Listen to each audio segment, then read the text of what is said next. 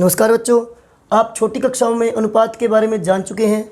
आपको ये भी पता चल चुका है कि अनुपात दो राशियों या दो वस्तुओं के बीच एक संबंध को दर्शाता है। संबंध कैसा? वो संबंध गुणा के रूप में हो सकता है। जैसे मैं एक उदाहरण के द्वारा हम इसको समझने का प्रयास करते हैं। जैसे मेरे पास 8 भेड़ और 4 बकरियां हैं, तो भेड़ और बकरियों में कितना अनुपात है? भेड़ अनुपात को लिखने के लिए हम ये दो बिंदी, जैसे कि गणित में चिन्हों की बात करते हैं, ये गुणा, ये भाग, ये बराबर, इसी तरह अनुपात के लिए हमारे पास ये दो बिंदियां हैं। इस बिंदियों से हम अनुपात को दर्शाएंगे। तो भेड़ और बकरियों का अनुपात कितना है? 8:4। या ये भी कह सकते हैं, यदि भेड़ों की संख्या 8 है तो बकरियां 4 हैं, यानी कि बकरियां भेड़ों की आधी हैं। इसको हम छोटा कर सकते हैं, 2:1, यानी कि अगर हमारे पास भेड़ 2 बकरी 1, 2 का आधा 1 होता है ना। या दूसरे तरीके से हम कह सकते हैं कि भेड़ बकरियों से 2 गुनी है। तो यहाँ पर एक बात ध्यान रखनी है आपने, ये अनुपात दो एक जैसी राशियों या वस्तुओं के बीच संबंध को दर्शाता है। जैसे 3 किलोमीटर का 300 मीटर से अनुपात बताओ। अब यहाँ पर किलोमीटर, यहाँ पर मीटर, यहाँ पर राशियाँ एक जैसी नहीं हैं, इनको हम एक जैसी बनाएंगे। 3 किलोमीटर, 1 किलोमीटर में 1000 मीटर होते हैं, आप जानते हैं। तो 1 किलोमीटर में 1000 मीटर और 3 किलोमीटर में 3000 मीटर।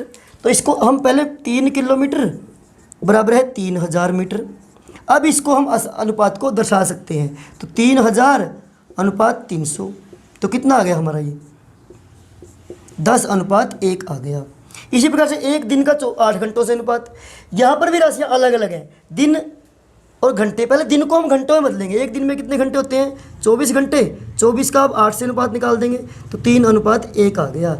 अब यहाँ पर देखिए, ये दो अनुपात यहाँ पर आ गए, एक 10:1 और 3:1। ये दोनों अनुपात क्या बराबर हैं? अब इस बात को हम समझेंगे जब दो राशियों का अनुपात अन्य दो राशियों के अनुपात के बराबर हो। जैसे यहाँ पर सेब और संतरों का अनुपात, सेब 20, संतरे 10, यानी कि संतरे सेब के आधे हैं। यहाँ पर अगर सेब 10 रह गई तो संतरे इनके आधे, संतरे कितने आएंगे? 5 आएंगे ना। तो यहाँ पर सीधा अनुपात है, तो राशियाँ दोनों समानुपाती हैं, दोनों का अनुपात बराबर है। तो जब दो राशियों का अनुपात अन्य दो राशियों के अनुपात के बराबर हो तो उसको हम समानुपात या तुल्य अनुपात कहते हैं। जैसे यहाँ पर देखिए 20/10 और ये इनका अनुपात 10/5। तो कैसे पता चलेगा कि दोनों अनुपात बराबर हैं? अनुपात का बराबर का पता लगाने के लिए हमें दोनों की हर बराबर करनी पड़ेगी।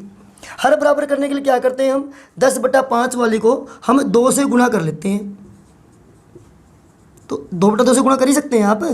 तो 20/10 आ गई। तो ये पहले ही 20/10 है और ये भी 20/10।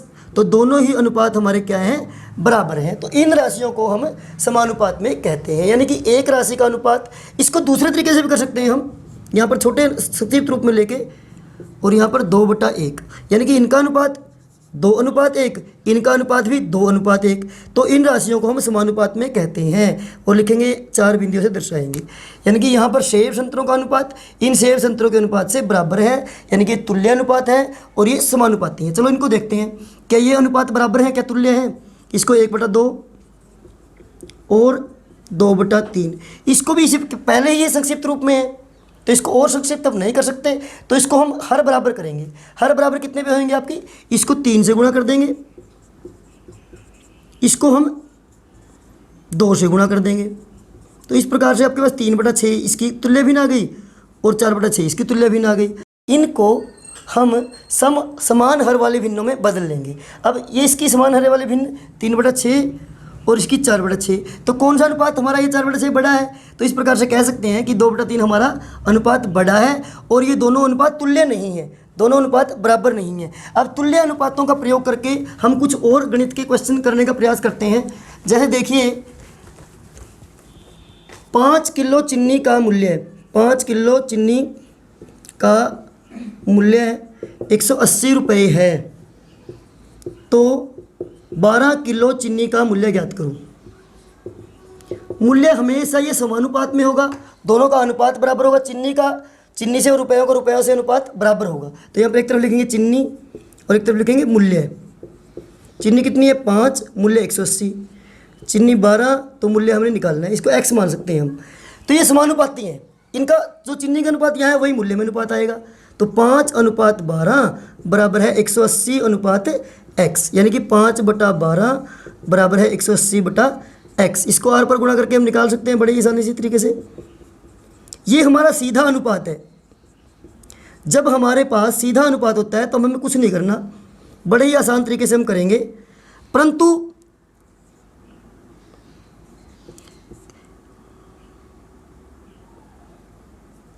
परंतु जब हमारे पास सीधा अनुपात नहीं होता, सीधा अनुपात कब नहीं होता? जैसे कि एक काम को 5 मजदूर 10 दिन में करते हैं, तो 10 मजदूर कितने दिन में करेंगे? इसको कैसे करें?